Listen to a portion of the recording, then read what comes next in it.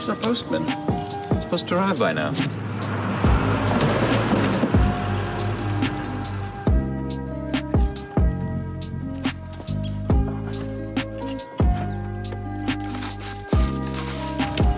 You guys. That is so sweet.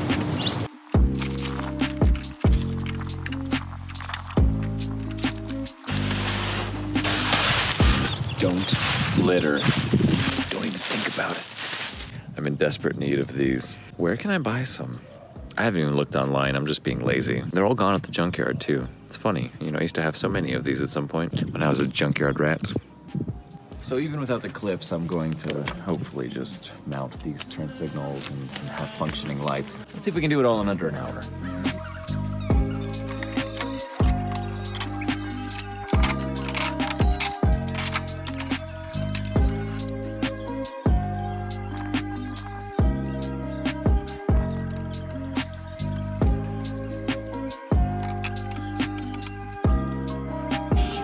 Well, this isn't any good, having these cut wires. Guess I can't use that. Okay, here's the correct one. It's orange. I like the orange. I think it goes well with this color. Isn't that nice? And it's gonna mount here to the middle bolt on the side, which I'm gonna have to remove these headlights again. Oops. Thankfully, our little mounting tabs are still in place here. I was nervous about them breaking off because the old one broken off right there. There's the remnant. Ooh, nervous moment. I gotta bend this one out a little bit. Let's see if I can grab one side to keep it stable. There. I don't like bending on these.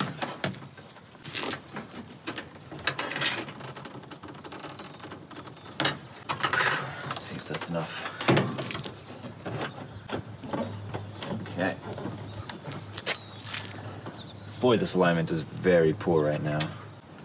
Gosh, I don't like how fragile all these pieces feel. Come on, Volvo. Looking at the bottom, you can see the round hole here where your wires are supposed to go through. And it's just the right size to fit the big connector in there as well. Nice. I don't like how fragile all these plastics feel. Oh, man. That should give you a pretty good look in there, so you can see our first hole right there, and then of course the other one right up top here. It's real overexposed because you got to be able to see it.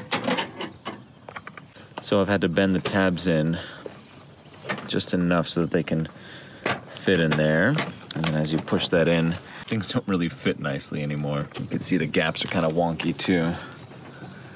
I don't know what I can really do about that at the moment. It shouldn't be an issue. I don't see any reason why this isn't fitting right. Let's go ahead and remove this broken old lens. Oh, old plastics, man. You can't find these new, that's the problem. You can get like the later year cars lenses for 15 bucks, but actually the whole assemblies are pretty cheap for the later year cars, but this, impossible. You're just dealing with whatever's remaining after 30 years. Yeah, this lens is already on its way out. It's got a nice crack that's about halfway down. You can try to stop it with some super glue, if you dare. All right, still has the rubber seal inside, that's nice. Can you just stay like that? Would that be an issue? Do you think we could manage? Boy, did that car smell like weed. Oh my goodness. Woo. I'm getting a whiff of that. I tell you, all this bending over is gonna make my back strong because it's tired.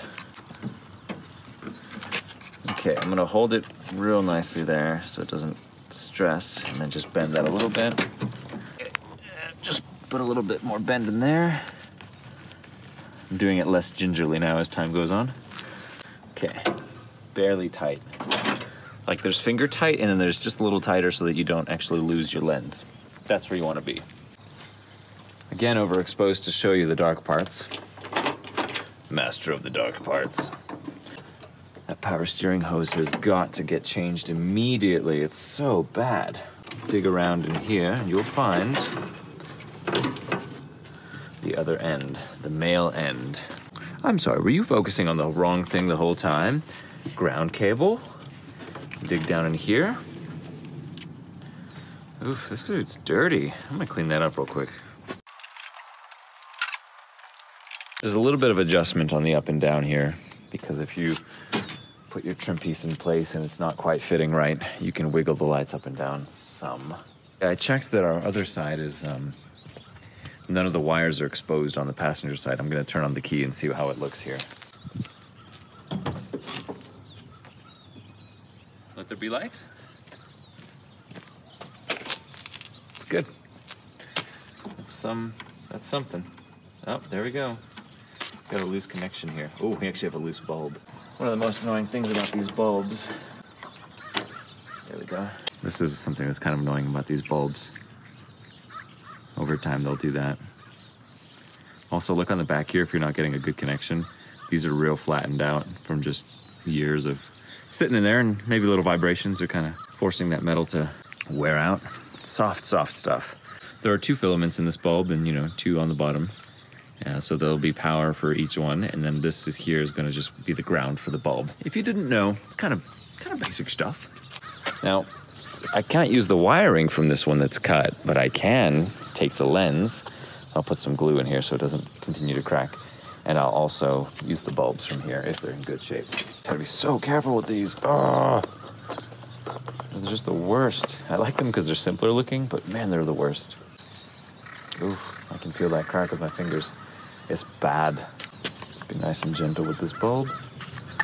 There we go. It's a bit of corrosion. Let's clean that up, and then the bumps are in good shape here. If you're having issues grounding, also clean out the inside of this bulb housing as well, because that's where it grounds.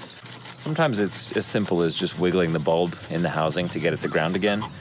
But if it's happening a lot, go in there with a little cloth like this, a little Scotch-Brite pad. And then to prevent it from happening again in the future, use the dielectric grease. You can get these little packs for $1.50. Every time you buy a battery or you buy some light bulbs, they try to sell you light bulb grease or battery terminal and cable protector. It's just the same stuff. It's all a silicone grease, also known as dielectric grease. You don't need much. And that sort of keeps the water from getting in there and causing the corrosion like this. You can put it everywhere. It's non-conductive, so it will allow connection to be made without compromising. Don't get it on the bulb itself. I got pretty close there. Push for that spring, rotate 30 degrees. Clean any grease that you may have got on the bulb itself. We don't want any hot spots. Look how loose it is still. Yeah, if it's still not making good connection and it's loose like that, it may be worth it to go in and bend the contacts a little tighter around the bulb. But let's give it a shot now. Nope. Yep. See? No contact, and then you got to get it a little tighter. All right.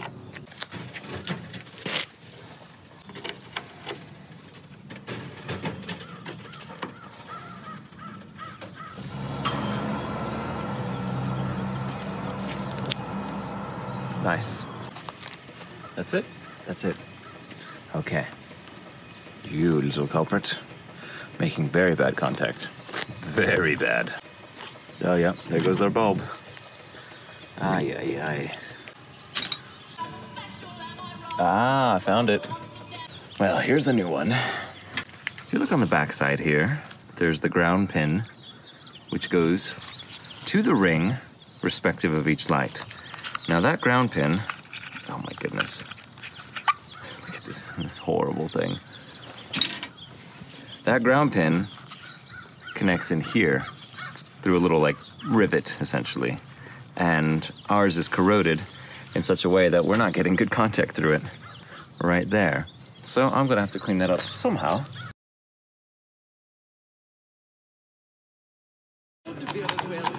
Yep. I really hope you could see that spark. Watch that corner. It's gonna spark. Oh, do you see it? There it is. See that little spark right there?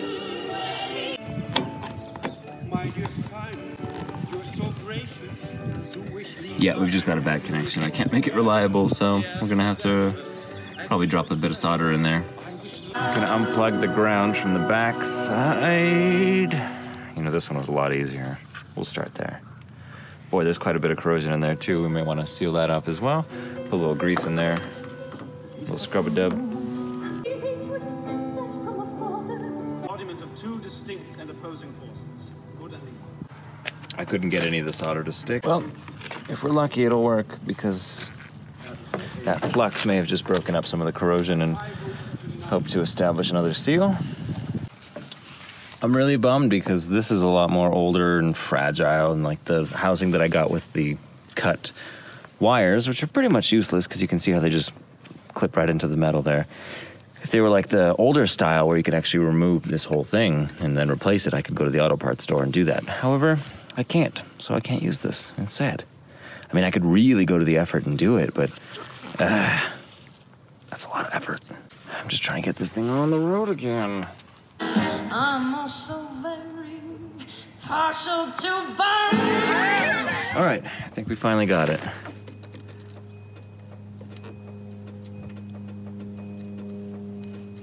I'll just tighten up those little grabby grabs.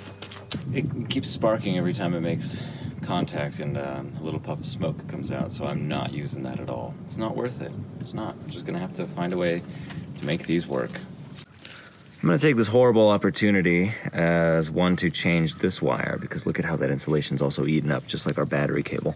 The green wire is great. It looks perfect. I don't know what it is. Maybe this one just gets a lot more wear and tear. So I'll change that too, you know, and then I'll just solder that to the back of the light housing here. As the zip ties come out, the commentary tends to stop. I didn't want to show you what I was doing in this part because I wasn't very proud of the work. It was just a desperate attempt to kind of get it to finish and to be put together, because I wanted this to take an hour, and then it ended up being about 3 hours of wasted time because I couldn't get a good connection on anything. The wires, the little plugs, the bulbs themselves, nothing was working.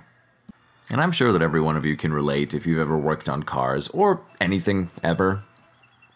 Well, no matter what I do, there's just no winning today. I'm ready to just toss these in the trash, because all the work I did, I then realized, one, I'm gonna need a zip tie. So I put a hole in the side of it, ran a zip tie through it. That's common when these things break. I've done that in the past, it's worked.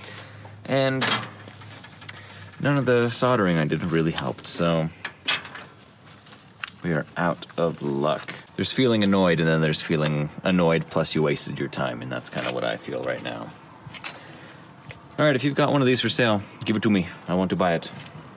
And there's really no sense in putting the headlights on because you have to have those off to get access to the mounting hole. Which means that this video is kind of a dead end. I mean, I hope I gave you a little bit of insight as to how things look and how they operate, and the wiring for the headlights, the wiring for the turn signals should all be pretty straightforward. And hopefully you have a good understanding of what it's like in there if you need to go through and start cleaning up your contacts, etc., etc. Sometimes progress means you got to take a step back. See you next time. Yeah, you know, I hate to end on a downer, so there's at least one thing I can do to make this a little bit better of a day.